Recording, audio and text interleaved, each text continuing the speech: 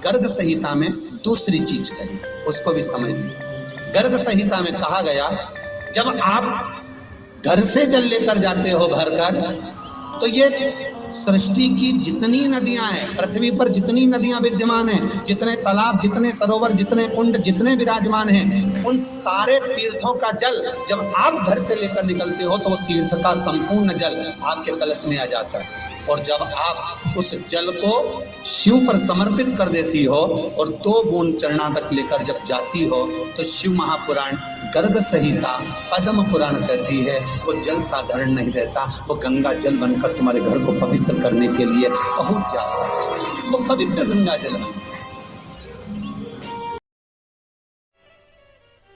और शनि महाराज का भी पांव टूट गया था। टूटा था कि नहीं टूटा था? जो अपनी माता संध्या को लात मारी थी, शनि महाराज ने लात मारी तो पांव टूट गया। शनि महाराज की आंख में आंसू, देवर्षि नारद के पास है, नारद जी मेरा पांव टूट गया, मैंने अपनी मां को लात मारी। नारद जी बोले तू तो द्रोषी है, तूने अपनी माता को लात क्यों मारी? कुछ करिए। कोई देवता नहीं अपनाया। तब भगवान नारद जी ने कहा शंकर जी के शिवलिंग की स्थापना कर, उसकी पूजन कर। जहां काशी विश्वनाथ के मंदिर आप लोग जाते हो, जिस विश्वनाथ का दर्शन करते हो, ये काशी का विश्वनाथ का प्राण प्रतिष्ठा शनि महाराज ने करी थी।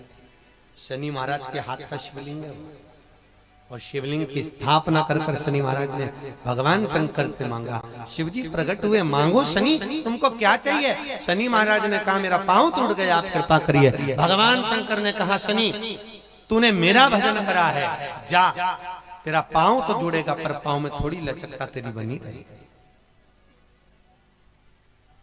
दुनिया के लोगों को शनि लगता है और शनि को शंकर लगता है।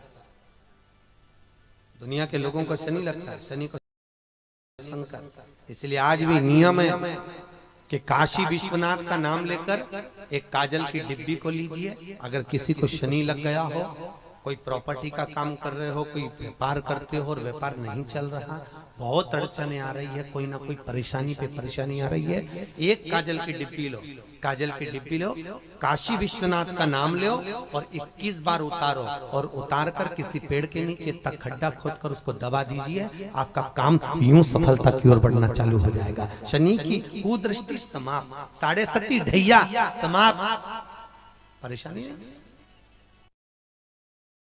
फैक्ट्री नहीं चल रही हो, कोई व्यापार नहीं चल रहा हो, तो एक कांच की प्याली में कपूर के 7 टुकड़े, फिटकरी के 2 टुकड़े और खड़े नमक का 1 टुकड़ा केवल उस प्याली में रख दीजिए महाराज। 15 दिन तक रखे रहने दो उसको, आपको खुद मालूम पड़ जाएगा कि व्यापार कैसे चलता है।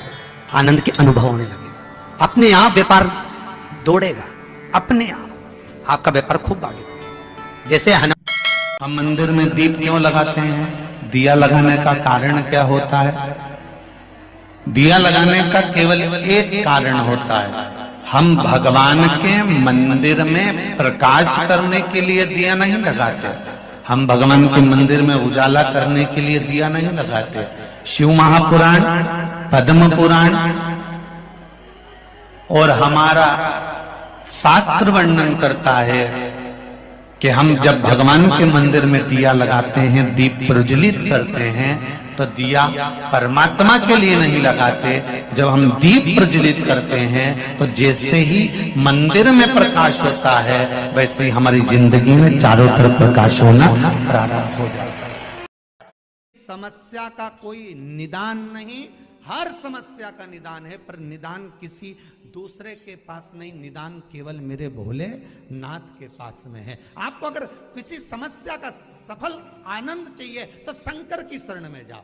अरे भाई, शिव महापुराण की कथा तो यहां तक कहती है, यहां तक वर्णन कर रही है, जिस व्यक्ति की नौकरी नहीं लगती, सर्विस नहीं लगती, हर जगह पर अप्लाई कर रहा है, बार बार इंटरव्यू देने जा रहा है, लगातार उसको अगर सफलता प्राप्ति नहीं हो रही है, तो धतूरा ढूंढो। धतूरा कहीं बाजार में नहीं मिलेगा, किसी वृक्ष से धतूरा तोड़ लिया, कुछ मत चढ़ा, तू शंकर जी के मंदिर में जाकर तेरा नाम और गोत्र बोल और शिव जी को धतूरा चढ़ाना चालू कर दे और बाबा से विनती कर, धतूरा चढ़ाना चालू कर। अब धतूरा कोई बहुत कीमती होता है क्या? बहुत पैसे का मिलेगा क्या? कहीं पे भी मिल जाएगा। धतूरा तोड़ और चढ़ा शंकर जी को। रोज नियम बना ले कि एक धतूरा मैं शंकर जी को चढ़ाऊंगा, प्रतिदिन चढ़ाऊंगा, शिव जी से जाकर निवेदन करूंगा प्रतिदिन।